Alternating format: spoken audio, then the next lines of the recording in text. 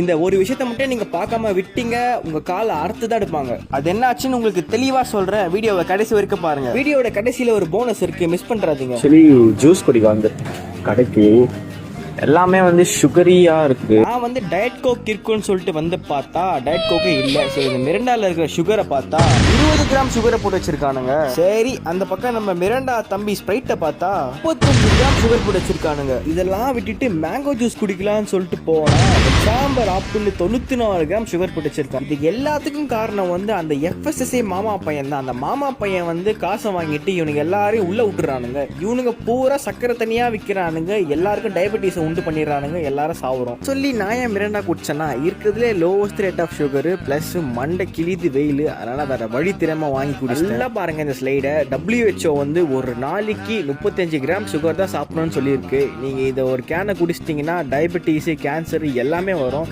So அளவோட குடிங்க, மாசத்துக்கு ஒரு வாட்டி குடிங்க, சந்தோஷமா குடிங்க.